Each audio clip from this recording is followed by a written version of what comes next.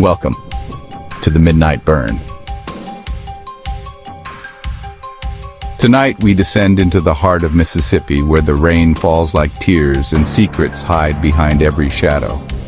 On a storm-soaked December night in 2019, 3 lives were extinguished in a house that darkness had already claimed. But sometimes the most haunting mysteries aren't about who pulled the trigger. They're about the silence that followed.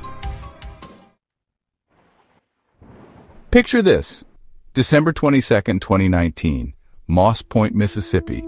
The kind of night where the rain doesn't just fall, it punishes the earth, each drop an accusation against the sleeping town. The wind howls like it knows something terrible is coming, and the darkness, well, the darkness has teeth. In a corner store's fluorescent glow, a woman we'll call Penny checks her phone. 1 o'clock in the morning, and her nephew George should have been here by now. George Antoine Kirkland, 32 years old, needed his pills. Simple transaction, simple meeting, but George never showed. When someone you love disappears into a storm, what do? You follow them into the darkness, don't you? That's exactly what Penny did.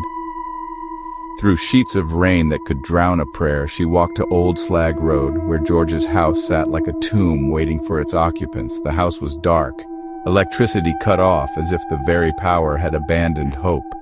But the front door hung open like a mouth frozen in a scream. Penny called out. The storm swallowed her voice. She returned to the store, waited hours with worry gnawing at her chest like a living thing. But fear has a way of driving us back to the places we shouldn't go, doesn't it? Second time's the charm, they say. But sometimes, charm comes dressed as horror. This time, Penny heard something cutting through the storm symphony. A faint moaning, weak as a dying breath. Using her phone's pale light like a candle in a cathedral of shadows, she stepped inside. What she found would haunt her forever. Blood everywhere. And there, barely clinging to life, was Lindsay Foster Herr, 37 years old, covered in crimson and consciousness slipping away like sand through desperate fingers. When the police arrived, they found a scene that would challenge even the most seasoned investigators. 3 people, each with their own story, their own dreams, their own tomorrows, all stolen by violence. George Antoine Kirkland, the homeowner, the quiet one, the brother who stayed close to family. 32 years of life ended by obvious trauma that investigators won't detail. But obvious trauma in a house this dark? That's a story written in blood. Asia Nooney Brianna Norman, 19 years old, full of life, George's girlfriend. Her grandmother Edna would remember her as vibrant, as alive. Past tense now, past tense forever. Lindsay Foster Herr, from Hurley, raised in Pascagoula, a mother, a wife, someone who should have been home safe. Instead, she became the lone survivor who never got to tell her story.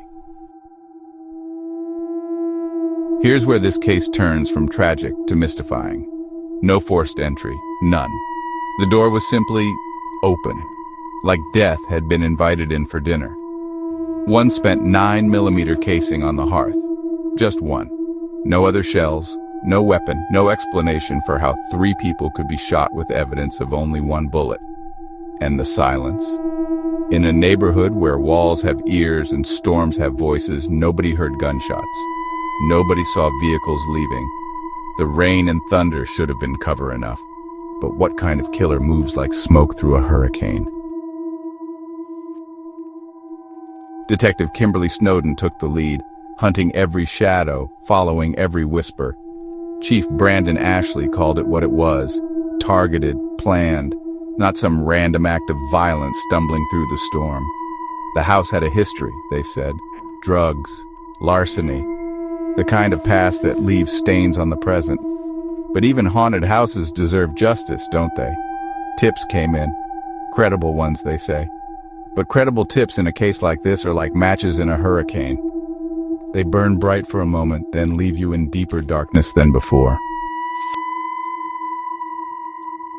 People need explanations. When official answers don't come, the public writes its own story. Drug deals gone wrong. Jealous lovers. Professional hitmen moving through the night like angels of death. Podcasts picked up the case. Online forums buzzed with theories. Everyone had an answer, but nobody had the truth.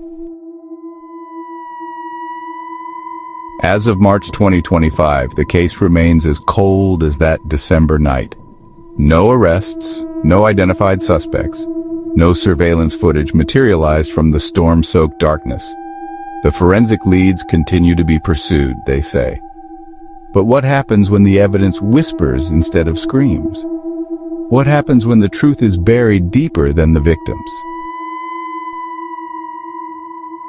3 people went into that house alive on December 22nd, 2019. Only one came out breathing, and she couldn't tell us what happened before the darkness took her too.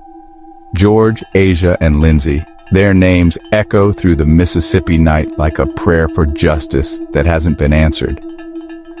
In a state where the past never truly dies, their story joins the countless others waiting for someone to turn over the right stone, ask the right question, or simply refuse to let the darkness win.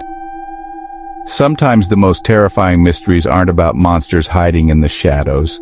Sometimes they're about the silence that follows violence, the questions that multiply like shadows at dusk, and the truth that remains as elusive as smoke in a storm. The house on Old Slag Road still stands, and somewhere out there, someone knows what happened that night. Someone knows why 3 lives were cut short in the space between lightning and thunder. The victims' families are still waiting. The investigators are still searching. But I keep telling the stories. We keep asking the questions. We keep hoping that somewhere in the darkness, someone is listening. Until next time, catch the dice. They rolling.